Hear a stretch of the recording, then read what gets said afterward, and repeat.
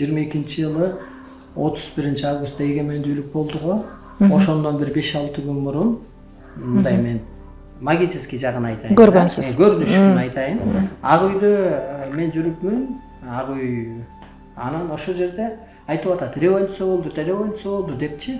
Анан эшикте бирөөлөр футбол тебишип, анан бир команда утканда эле революция болуп атыптыр. Анан мен айтып атам, аялдар, кеткиле, азыр кирип бирөөлөр келип соруктап салбасын деп эле мындай коркуп атам да. Анан бир кыйын келип эле бир генерал, белем деп эле анан эле аделе өчүп калды. Анан мен ойлоп атам, революция болсо бирөөлөр чуркап келип алар басып алыш керек эле дейм.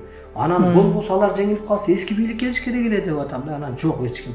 Анан сыртка чыксам бир бухгалтеримди мен Волга менен жеткирип баратып, анан ал айтып атат, мен революция кылдым дейт да. Анан бул акчасы бар эми революция кылып, менин бухгалтерим экен. Акча ушунда болгондуктан революция кылып тур. Ал эмне деген сөз?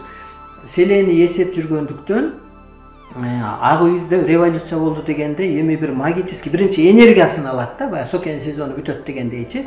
Анан ошо 31-ден кийин эле мунун энергиясы бүтүптүр, ак үй бош калыптыр дегенде эле эми ак үй бош калса бийлик эчтекени чечпей калат. Анан эле Тажикстанда жана Кыргыз тажик коогалаңы болуп кетти 31-ден кийин. Анан кемпир-абад маселеси көтөрүлүп кетти. Ошондуктан мен ак үйдөн эчтекени деле көргөн жокмун, бүткөн деле жокмун.